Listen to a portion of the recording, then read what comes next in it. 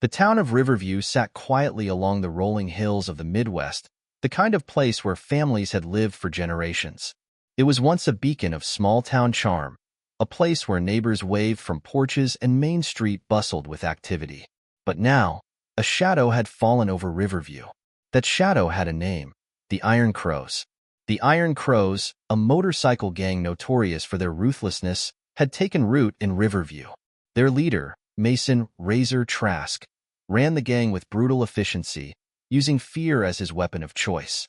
Razor's gang controlled everything from the businesses on Main Street to the quiet neighborhoods that dotted the outskirts of town. Anyone who resisted their demands for protection money faced swift retribution. James Whitaker sat on the porch of his modest home at the edge of Riverview, watching the sun dip below the horizon. At 78, James was a man of routine. Every evening, he would sit in his rocking chair, a mug of coffee in hand, and let the day fade into the quiet of night. His neighbors often saw him as just an old man, retired after decades as the local high school principal. What few knew was that James carried the weight of a storied past. As a young man, he had served in the Korean War, earning distinction for his courage under fire. Yet, those days were long behind him, or so he thought.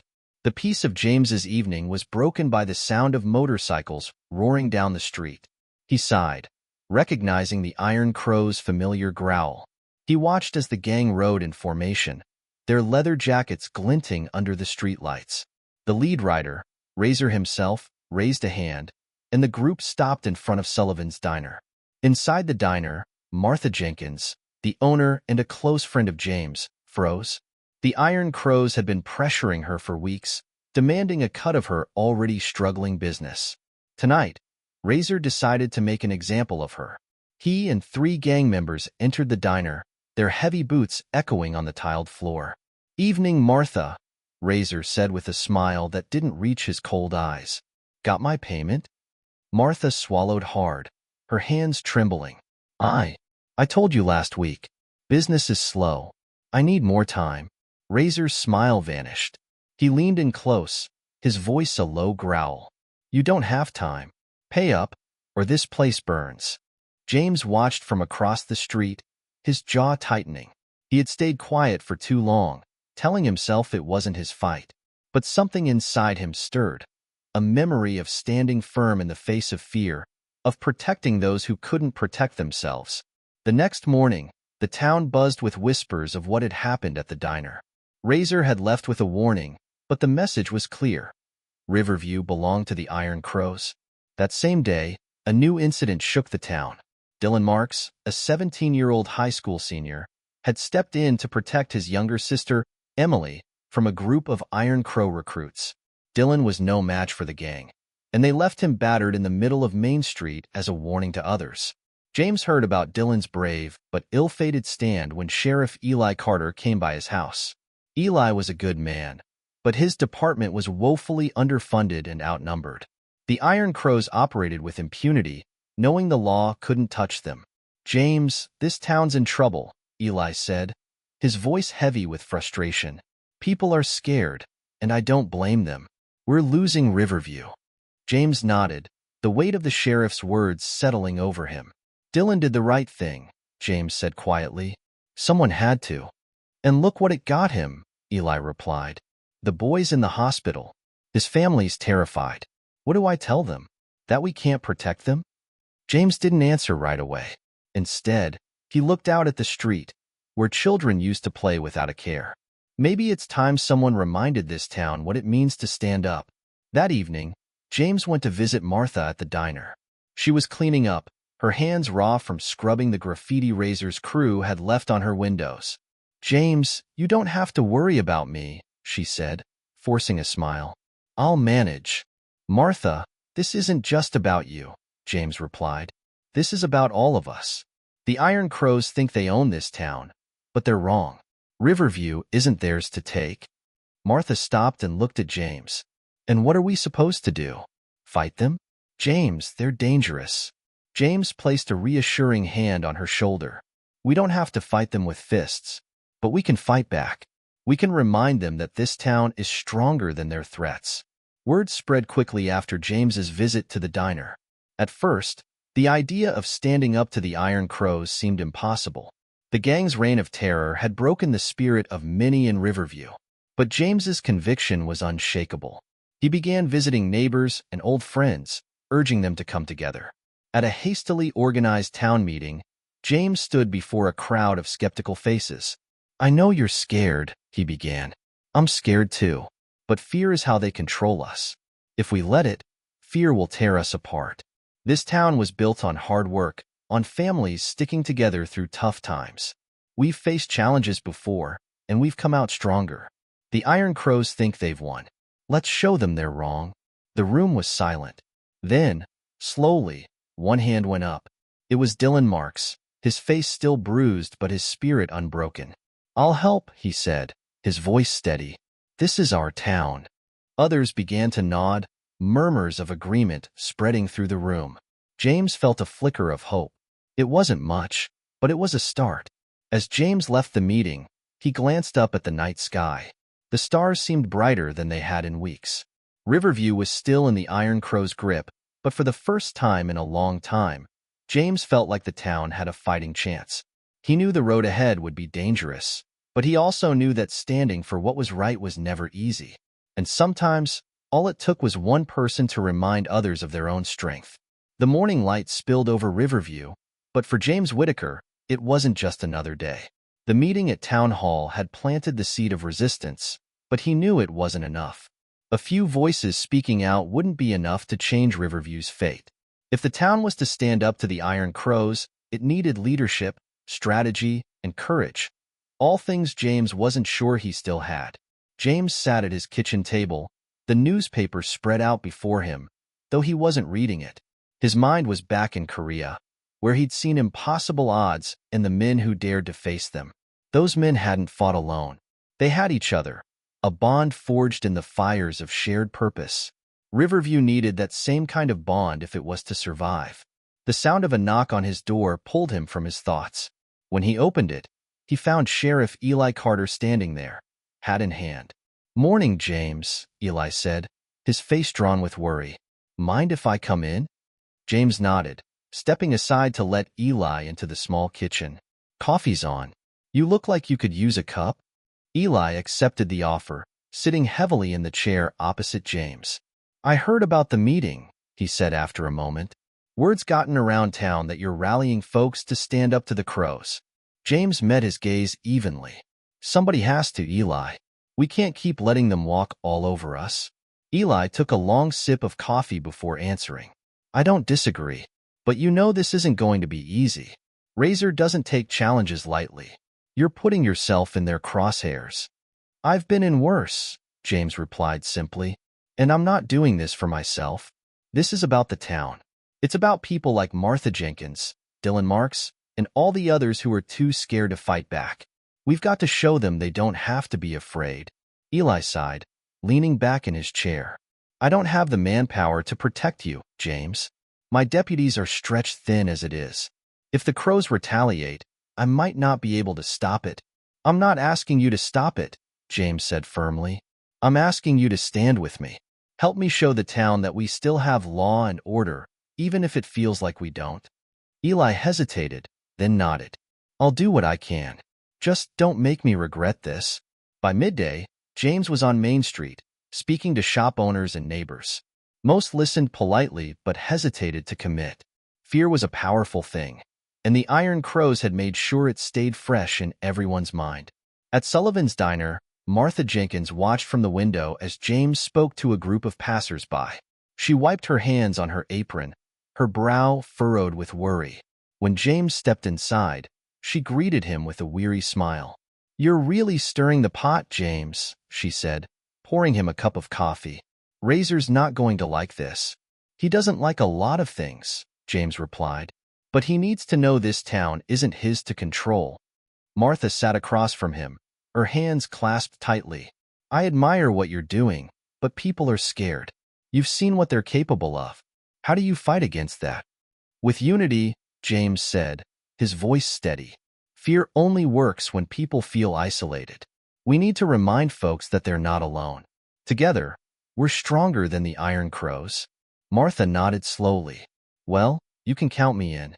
I'm tired of living like this. That evening, James attended another community meeting. This time, more people showed up, drawn by whispers of James's growing movement. Among them was Dylan Marks, still bruised but eager to help.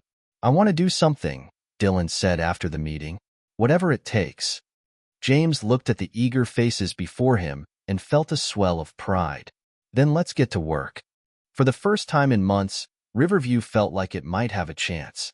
The Iron Crows still loomed large, but James knew that every movement began with a few brave souls willing to stand alone, until others found the courage to join them. James Whitaker stood on the front steps of Riverview High School, looking out at the small crowd that had gathered. It wasn't much, a few dozen people, ranging from business owners like Martha Jenkins to young faces like Dylan Marks and his friends. But it was a start, and James knew that revolutions often began with even less. The Iron Crows had ruled Riverview for 2 years, tightening their grip with each passing month. Razor Trask's gang wasn't just a nuisance. They were a system. Businesses paid protection money, young men were recruited into their ranks, and anyone who defied them was swiftly made an example. It wasn't just fear that kept the town in line. It was the belief that nothing could change. James was determined to challenge that belief. "Thank you for coming," he began, his voice carrying across the small crowd. He stood tall, hands clasped behind his back, the way he had during assemblies back when he was the high school principal. "I know it's not easy to be here. Razor and his men have made sure of that.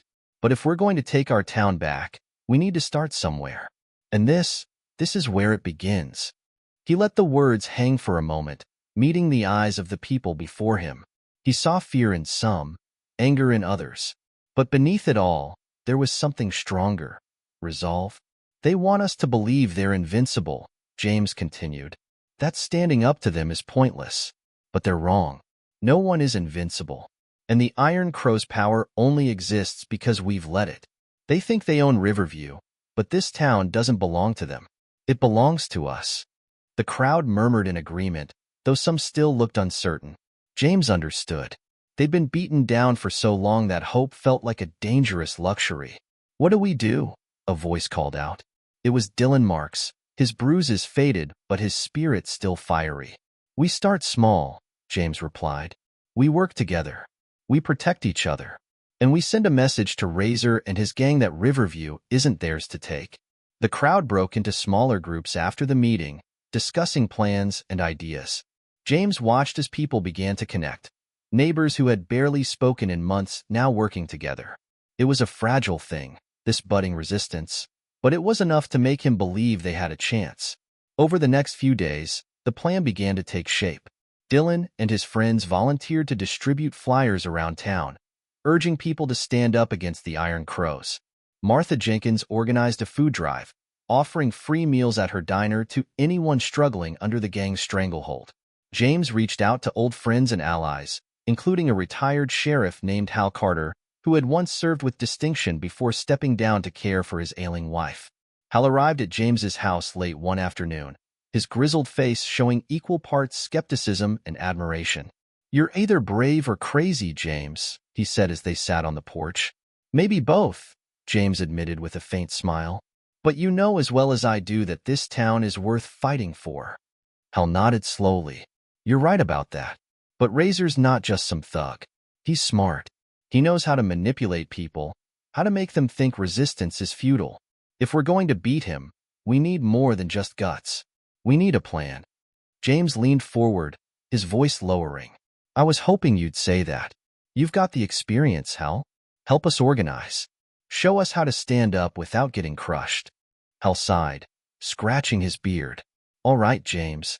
I'm in. But you'd better be ready for the fight of your life." With Hal's help, the resistance began to take shape. The group started by identifying the gang's weak points. Businesses they relied on for income, key members who enforced Razor's will, and places where they stored supplies. It wasn't about direct confrontation. Not yet. It was about chipping away at the Iron Crow's foundation, piece by piece. The first major action came a week later, when Dylan and his friends targeted one of Razor's revenue streams. The Iron Crows had taken over an old auto repair shop, using it as a front for their operations. It was a place where stolen goods were exchanged, and local mechanics were forced to pay a portion of their earnings to stay in business. Dylan's group acted under cover of darkness, slapping up posters around the shop that read, "Riverview stands united. Say no to fear." They scattered before anyone could catch them, their adrenaline high as they regrouped at the diner. The next morning, the posters were the talk of the town. Razor's men tore them down, but the message had already spread. It was a small act of defiance, but it sent a ripple through Riverview. Razor was furious. He doubled his efforts to intimidate the town, sending his men to patrol the streets and demanding higher payments from local businesses. But James and his group anticipated the retaliation. They organized volunteers to patrol neighborhoods in shifts, offering protection and solidarity to anyone targeted by the gang. The Iron Crows weren't used to resistance, and their frustration grew with each passing day. Razor called a meeting of his inner circle, his expression dark as he addressed his men. "This ends now," he snarled. "Find out who's behind this. I want names, and I want them yesterday." Meanwhile, James and Hal worked to expand the resistance. They reached out to neighboring towns, hoping to build alliances and share resources. Some communities were hesitant, afraid of drawing the Iron Crow's wrath, but others offered their support. As the weeks passed, the movement gained momentum. More and more people joined the effort, their fear giving way to determination. Businesses began refusing to pay protection money, and neighbors looked out for each other in ways they hadn't in years. One evening, as James walked home from a meeting, he found himself confronted by two Iron Crow's enforcers. They stepped out of the shadows, their faces twisted with menace. "Razor's got a message for you," one of them said, cracking his knuckles. "You've had your fun. Time to back off." James stood his ground, his heart pounding but his voice steady. "Tell Razor he doesn't scare me. And tell him this town won't back down." The enforcers exchanged a glance, clearly unprepared for James's calm defiance. After a tense moment, they slinked away, muttering curses under their breath. James continued home, his hands trembling as he closed the door behind him. He knew the risks he was taking, but he also knew the stakes were too high to do anything less. Riverview was changing. Slowly, tentatively, the town was finding its voice again. The Iron Crows still held power, but cracks were forming in their grip. And for the first time in a long time, James felt hope. The fight was far from over, but Riverview was no longer a town in fear. It was a town on the verge of resistance, and perhaps redemption. Riverview had begun to stir from its long slumber of fear, but the Iron Crows weren't about to let their control slip away without a fight. Razor Trask was a man who thrived on dominance, and the cracks forming in his empire made him dangerous. For every act of defiance from the town, Razor and his gang responded with greater intimidation, hoping to snuff out the resistance before it could spread. The confrontation came to a head one Thursday night. Sullivan's Diner, where James Whitaker and his group often met, had become a symbol of Riverview's defiance. To Razor, that symbol needed to be destroyed. Around midnight, the sound of motorcycles shattered the quiet of Main Street. A half-dozen Iron Crows rode up to the diner, engines roaring like a pack of wolves. One of them hurled a brick through the window, the sharp crash waking the few residents who still lived in the area. Another tossed a lit bottle of gasoline, flames erupting and licking at the diner's sidewall. By the time James and the others arrived, the fire department was already on the scene, dousing the flames. Martha Jenkins stood outside, her face pale as she watched firefighters work to save her livelihood. "They're trying to scare us," Martha said, her voice shaking with anger as James approached. "They want us to crawl back into the shadows." James put a reassuring hand on her shoulder. "They're scared too. That's why they're doing this. They know their grip on the town is slipping." "Doesn't feel like it," Martha replied, her eyes welling with tears. "Feels like they're winning." "They haven't won anything," James said firmly. "Not while we're still standing." The next morning, Sullivan's Diner was the talk of the town. While some residents saw the attack as a reason to back down, others saw it as proof that the resistance was working. The Iron Crows were lashing out because they felt threatened, a sign that Riverview's defiance was taking its toll. But the attack also made it clear that Razor's gang was escalating. If the resistance was to survive, James and his group needed to adapt. Hal Carter, the retired sheriff who had joined James's efforts, called a meeting at the town hall that evening. The room was packed, more people than James had ever seen at one of their gatherings. There were business owners, parents, teenagers, and even a few farmers from the outskirts of town. Hal stood at the front, his weathered face serious as he addressed the crowd. What happened last night wasn't just an attack on Sullivan's Diner. It was an attack on all of us. They're sending a message, hoping we'll give up. But we can't afford to do that. A murmur of agreement rippled through the crowd. We need to be smarter, Hal continued. Razor's men are organized. They have numbers and resources. If we're going to beat them, we need to match that organization. That means assigning roles, setting up patrols, and communicating better. James stepped forward to speak next. We've already seen what we can accomplish when we work together. They're trying to divide us, but we can't let that happen. If we stand united, there's nothing they can do to break us.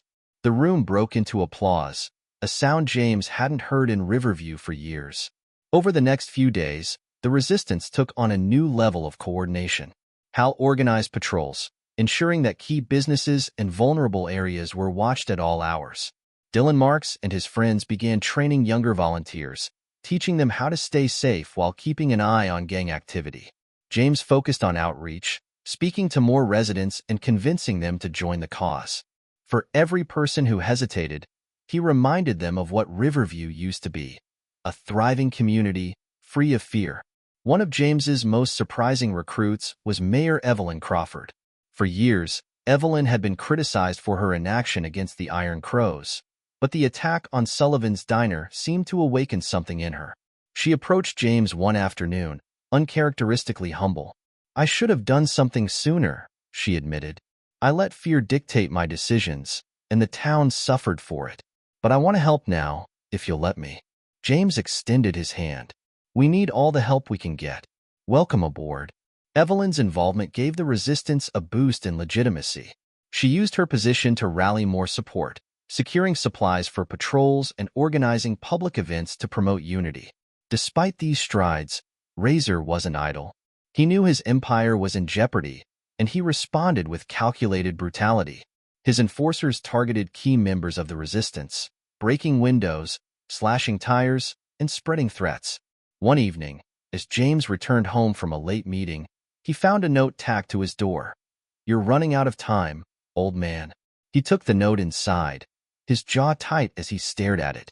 He thought of the people who were depending on him, Martha, Dylan, Hal, and the dozens of others who had placed their trust in his leadership. This isn't going to end with threats, he muttered to himself.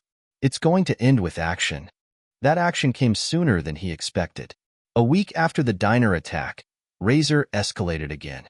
This time, he sent his men to the elementary school, where they vandalized the playground and left graffiti that read, "Obey the Crows." The message was clear. No one was safe, not even children. James called an emergency meeting that night. The room was filled with angry voices, the tension palpable. Parents demanded action, and even the most cautious members of the resistance were ready to fight back. We can't let this stand, Dylan said, his fists clenched. They've gone too far. I agree, James replied, his voice steady. But we need to be smart about this.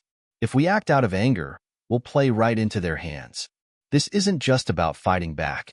It's about showing the town that we're stronger than they are, that we can rise above their fear tactics. Hal stepped forward, nodding in agreement. James is right. We're not a mob. We're a community. And communities don't stoop to the level of thugs like Razor. The group spent the next few hours planning their response. They decided to host a community cleanup at the school, turning the gang's act of intimidation into a show of unity. Volunteers brought paint, tools, and supplies, and by the following morning, the playground was restored to its former state. The event drew a large crowd, with neighbors, families, and local business owners coming together to help. Even people who had stayed on the sidelines began to see the power of the resistance. Razor's message of fear had backfired. Instead of dividing Riverview, it had brought the town closer together. But James knew this was just the beginning. Razor wouldn't stop until he regained control, and the resistance needed to be ready for whatever came next. As James watched children play on the newly restored playground, he felt a glimmer of hope. Riverview was finding its fire again, and he would do whatever it took to keep that fire burning. Riverview's resistance had begun to unsettle Razor Trask. The Iron Crows had operated with impunity for years, but now their iron grip was slipping. For every act of intimidation they carried out, the town responded with resilience and unity. To Razor, this was intolerable. Seated at a scarred wooden table in the back of the Iron Crow's makeshift headquarters, a once-abandoned warehouse on the outskirts of town, Razor planned his next move. His lieutenants stood around him, their faces tense as they listened. "We've been too soft," Razor snarled, his fist slamming down on the table. "This town thinks it can fight back, that it can win. We're going to remind them who runs Riverview." One of his enforcers, a wiry man known as Snake, hesitated before speaking. "The resistance keeps growing, boss. They've got more people patrolling, and they've got the old sheriff working with them.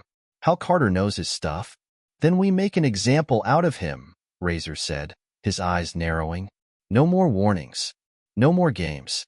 They want to fight? Let's give them one they'll never forget." The first strike came 2 nights later. Hal Carter's pickup truck, parked in his driveway, was set ablaze in the middle of the night. The flames lit up the quiet neighborhood, and by the time the fire department arrived, the vehicle was nothing but a smoldering husk. James Whitaker stood with Hal in the pre-dawn light, both men surveying the wreckage. Hal's face was grim, but his voice remained steady. "They're trying to rattle us," Hal said, his tone low. "But they picked the wrong man for that." "This is just the beginning," James replied. "Razor's escalating because he's losing control, but we need to be ready. He's not going to stop here." The attack on Hal's truck sent shockwaves through Riverview. For some, it reignited old fears. For others, it strengthened their resolve. Martha Jenkins, still reeling from the damage to her diner, doubled down on her support for the resistance. "We've come too far to back down now," she told James. "If Razor thinks he can scare us, he's got another thing coming." The next few days brought more targeted strikes. Razor's men slashed tires, smashed windows, and painted threats on buildings owned by resistance members. One night, Dylan Marks and his friends were ambushed while patrolling a neighborhood, escaping with bruises and shaken nerves. "They caught us off guard," Dylan admitted to James, his face swollen from a punch. "But we'll be ready next time." James placed a hand on Dylan's shoulder. "It's not about being ready for the next fight. It's about making sure there isn't one. We need to outthink Razor, not outfight him." As Razor's campaign of terror intensified, James and Hal worked to bolster the resistance. They expanded patrols, trained more volunteers, and implemented a communication system using radios donated by a neighboring town. Hal also began teaching basic self-defense techniques, ensuring that Riverview citizens could protect themselves if necessary. But James knew that Riverview couldn't simply play defense. They needed to strike back, not with violence, but with strategy. One evening, as the resistance gathered in the basement of the community center, James unveiled his plan. A large map of Riverview was spread across the table, marked with the locations of the Iron Crow's operations. "We've been reacting to Razor's moves," James said, his voice firm. "It's time we take the initiative. We're going to disrupt his operations, one piece at a time. If we can cut off his resources, we can weaken his grip on the town." The group leaned in, listening intently as James outlined the plan. Martha volunteered to gather information from local businesses, many of which were still paying protection money to the gang. Dylan and his friends offered to monitor the Iron Crow's movements, tracking their comings and goings without drawing attention. Hal chimed in, his voice steady and authoritative. "We need to be careful. Razor's already shown he's willing to get violent. If we're going to hit him where it hurts, we need to be smart about it." The first target was a warehouse near the river, where the Iron Crows stored stolen goods. With Hal's guidance, a small team of resistance members scouted the location, noting the times when Razor's men came and went. Late one night, the team moved in. They didn't confront the gang directly. Instead, they slipped inside and took photos of the stolen goods, evidence that could later be used to shut down the operation. They also sabotaged the locks, ensuring that Razor's men would have to deal with delays and frustration the next day. The operation was a success, and it set the tone for what was to come. Over the next week, the resistance targeted other key locations: a chop shop disguised as an auto repair business, a bar that served as the gang's unofficial meeting place, and a storage facility filled with contraband. Each action was calculated to weaken Razor's power without provoking an all-out war. And each success brought new momentum to the resistance.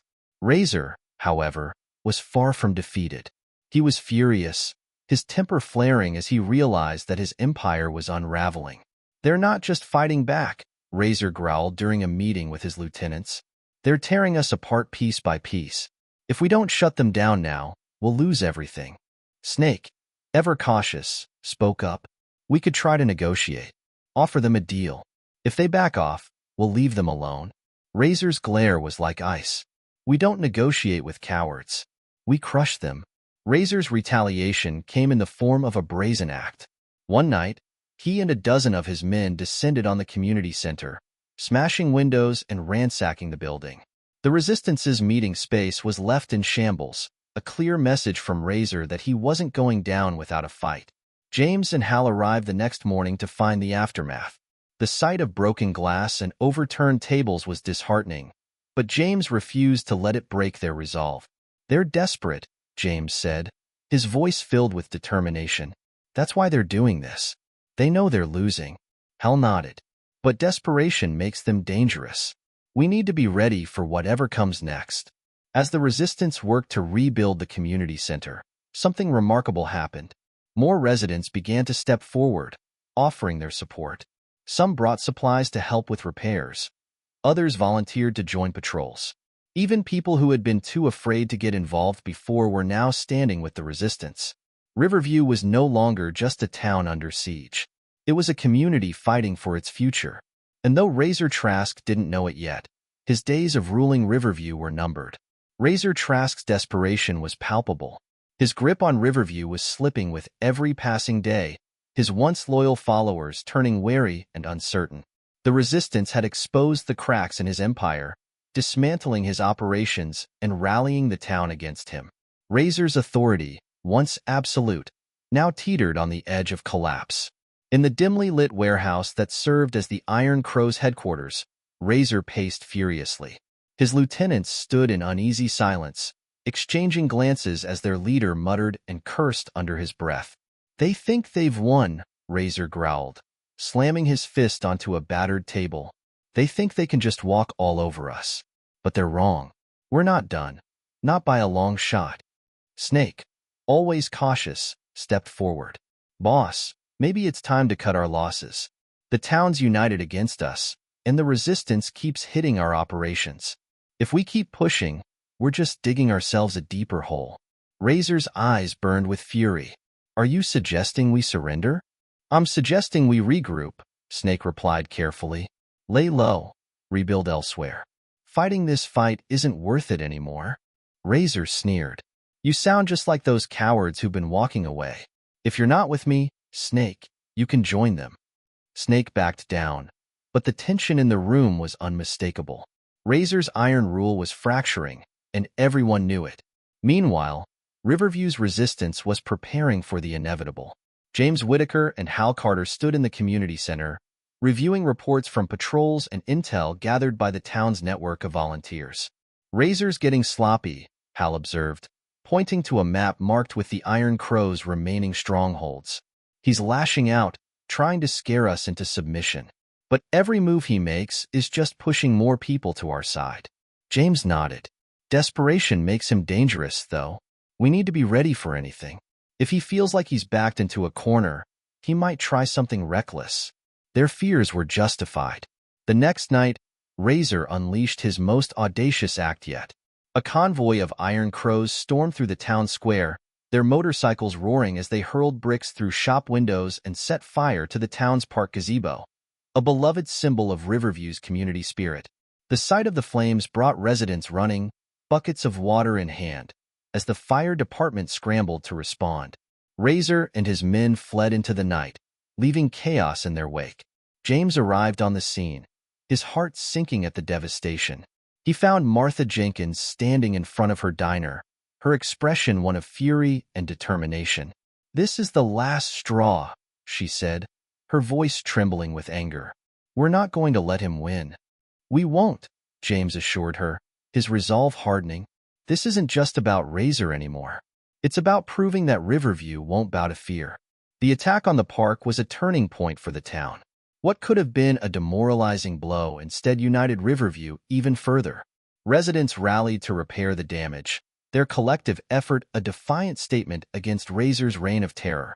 As the gazebo was rebuilt, James and Hal met with the resistance to discuss their next move. The time had come to bring Razor's empire to its knees.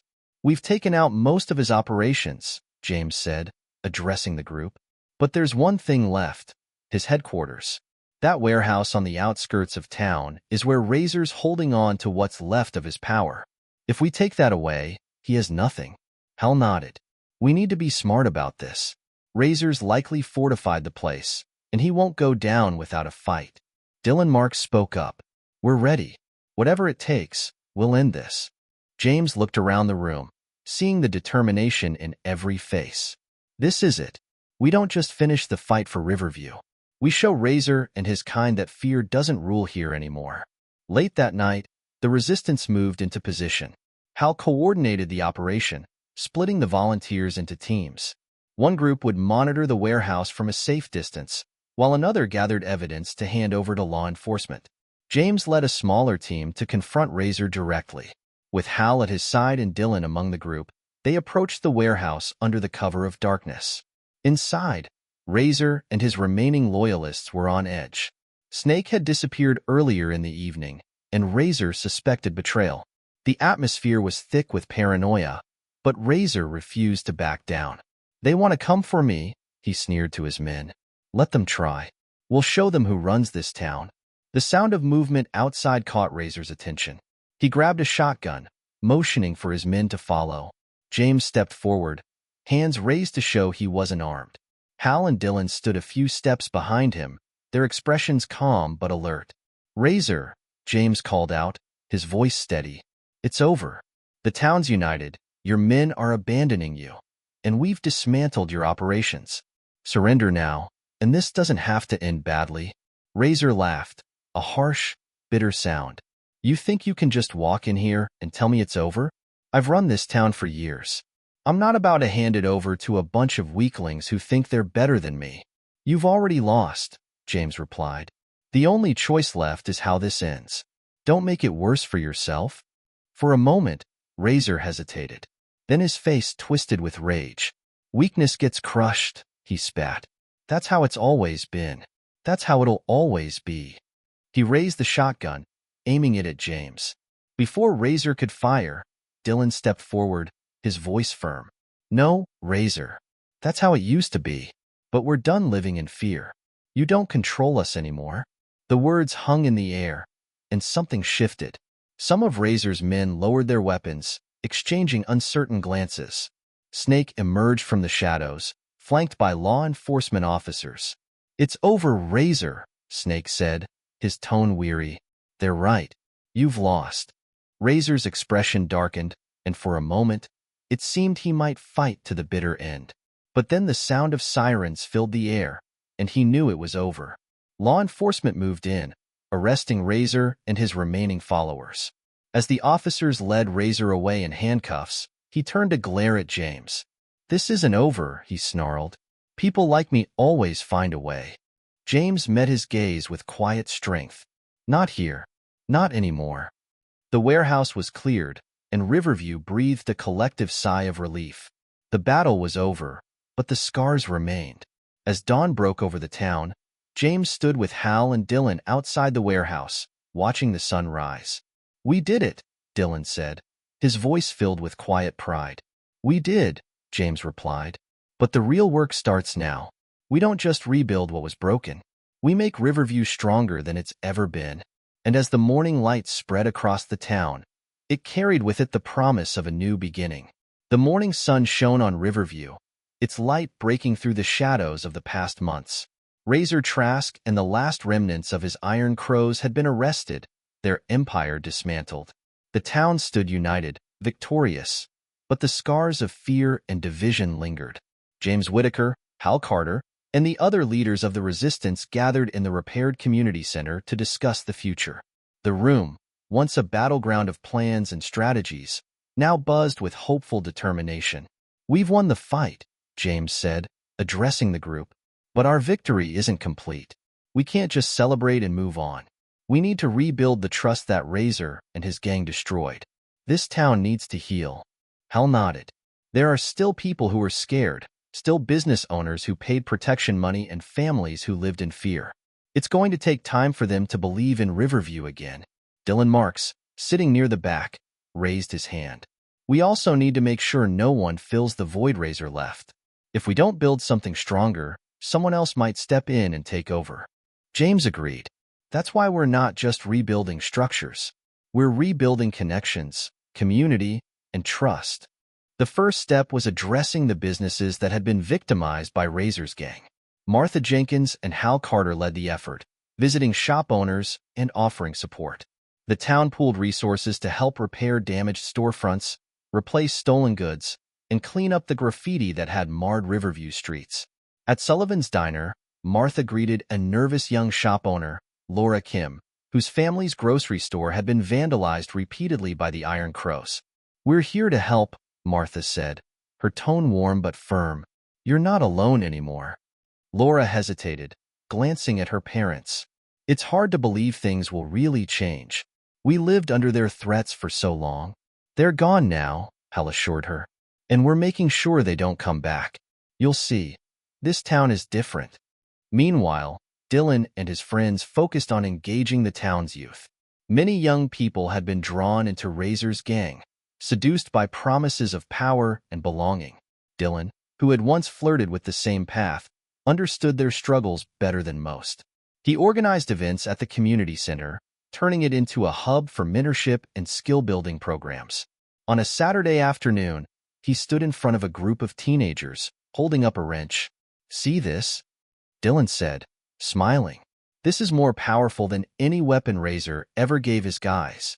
It builds things, fixes things, changes things. That's real strength."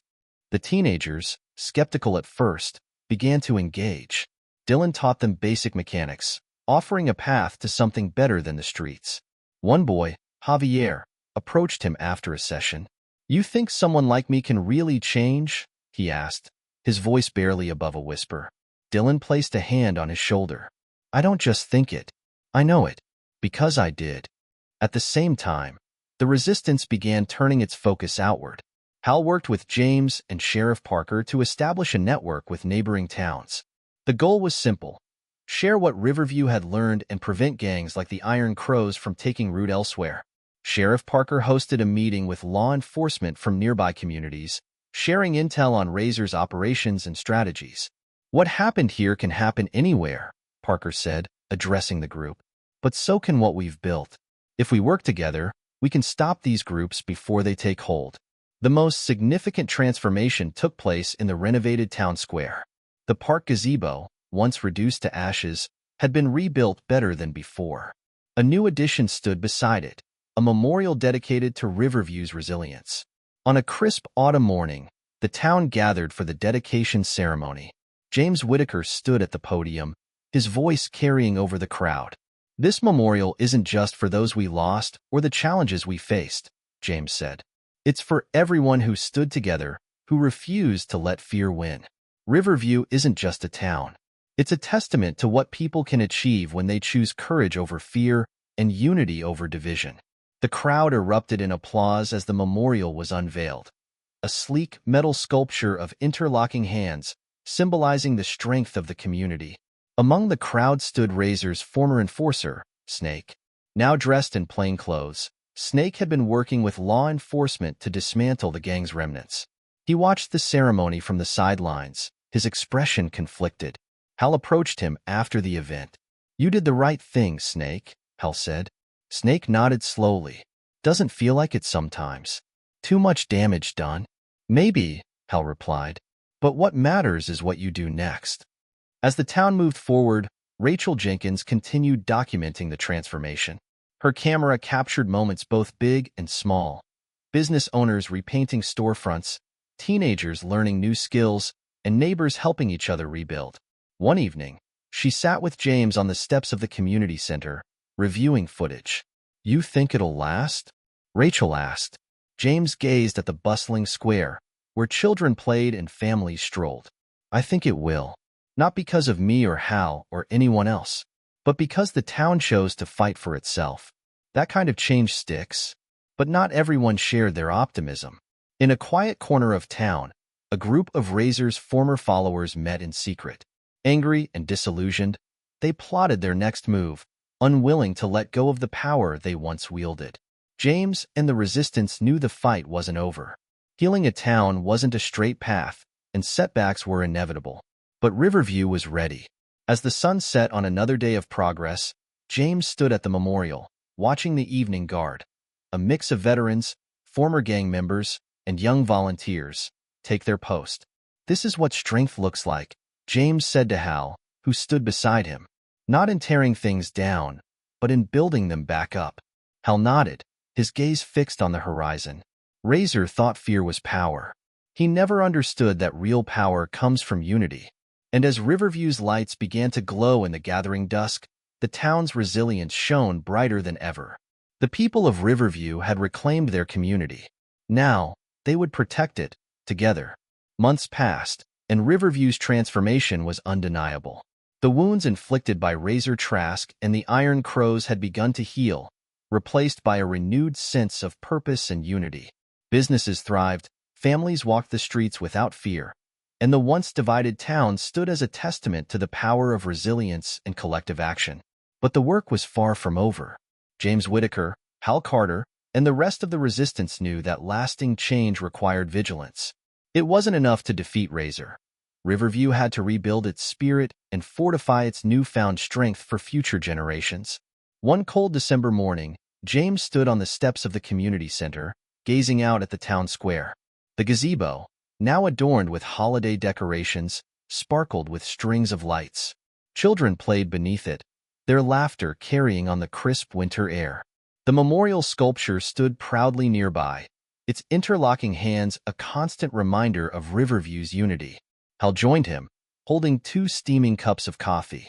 "Hard to believe how far we've come," Hal said, handing James a cup. James smiled. "It's been a long road, but seeing this, it's worth it." Hal nodded. "We've built something special here. Now the question is, how do we keep it going?" That afternoon, James called a town meeting at the community center. The room filled quickly, with residents eager to hear what came next. Business owners, volunteers, veterans, and even some of Razor's former followers gathered side by side, a sight that would have been unimaginable a year earlier. "Riverview has proven that change is possible," James began, his voice carrying over the murmurs of the crowd. "But change isn't a single event. It's a process, a commitment. We can't just let our guard down now. We have to keep building, keep strengthening what we've created." Martha Jenkins stood. "What do you have in mind, James?" "We've started something incredible," James replied. "And it's bigger than Riverview now. Neighboring towns are reaching out, asking for our help. They want to know how we did it, how we stood up to fear and built something stronger." Rachel Jenkins spoke up from the back, her camera in hand. "So, we expand the program?" "Exactly," James said. "But we don't just teach other towns what we've done. We learn from them, too. Every community has its own strengths, its own stories. Together, we can create something even more powerful." The room buzzed with excitement and determination. Over the next few weeks, Riverview became a hub for regional collaboration. Neighboring towns sent representatives to learn about the town's approach to rebuilding. Dylan Marks, now a respected mentor, led workshops on youth engagement, while Martha and Hal shared strategies for repairing fractured businesses. Even Snake, Razor's former lieutenant, played a role. He spoke openly about his mistakes, offering insight into how gang members could be persuaded to leave their old lives behind. "Redemption isn't easy," Snake told a room of skeptical law enforcement officers. "But it's real. If you give people a way out, most of them will take it." The resistance also turned its focus inward, ensuring Riverview remained strong. At the community center, James and Hal worked with Sheriff Parker to establish a town watch program. It combined veterans, reformed gang members, and civilian volunteers, creating a network that could respond quickly to any emerging threats. "We're not just protecting the town," Sheriff Parker explained during a training session. "We're protecting the trust we've built. That's what makes this work." In the weeks leading up to Christmas, Riverview hosted its first holiday festival in years. The town square came alive with music, food, and decorations. Families gathered around a towering Christmas tree, its lights casting a warm glow over the crowd. At the heart of the celebration stood the memorial. A group of volunteers, led by Dylan and Rachel, had decorated it with wreaths and ribbons, symbolizing the town's spirit of renewal. As the festivities unfolded, James stood with Hal and Martha near the tree. "This feels different," Hal said, his tone thoughtful. "Because it is," James replied. "This isn't just a celebration. It's a promise, to ourselves and to each other. We're not going back to the way things were." Martha smiled. "We've come a long way, and we're not stopping now." Later that evening, Rachel unveiled her latest documentary, Riverview Rising, at a special screening in the community center. The film chronicled the town's journey, from Razor's reign of terror to the unity that now defined Riverview. The audience watched in silence as the screen showed powerful moments. Dylan teaching teenagers how to repair motorcycles, Snake speaking to a group of reformed gang members, and James standing in front of the memorial, addressing the town. The film ended with a montage of Riverview today. Families rebuilding homes, children playing in the park, and residents working together to create a brighter future. When the lights came up, the room erupted into applause. Rachel, standing at the front, looked overwhelmed but grateful. "This story isn't just about Riverview," she said.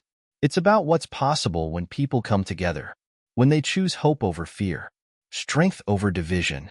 As the festival wound down, James found himself at the memorial, gazing at the sculpture under the soft glow of the Christmas lights. Hal approached, holding 2 cups of hot cocoa. "Can't stay away, can you?" Hal teased, handing James a cup. James chuckled. "Just thinking about how far we've come." Hal looked at the sculpture. "You ever think Razor might have been right? That someone else could try to take his place?" "Maybe," James admitted. "But if they do, they'll find a town that won't back down. A town that knows its strength." Hal nodded. "We've built something worth protecting. And something worth sharing," James added. The next morning, as the snow fell gently on Riverview, James met with the resistance one last time. The group had grown, now including representatives from neighboring towns and communities. "It's time for us to think bigger," James said. "Riverview isn't just a town anymore. It's a symbol, a movement. If we can help others find the same strength we've found, then we've done more than rebuild. We've changed the future." The room erupted into applause, and James felt a surge of pride. Riverview's fight wasn't over, but its legacy was secure. That evening, as the town settled into the quiet of the holiday season, James stood at the edge of the square, watching the lights twinkle against the darkness. Families gathered in the warmth of their homes, their laughter carrying on the winter air. Riverview had been tested, pushed to its breaking point, but it had emerged stronger, more united, and ready to face whatever came next. For the first time in years, the town's future felt bright, and as James turned to head home, he couldn't help but smile. Riverview wasn't just a place anymore. It was a testament to what people could achieve when they stood together, a legacy of hope that would endure for generations to come.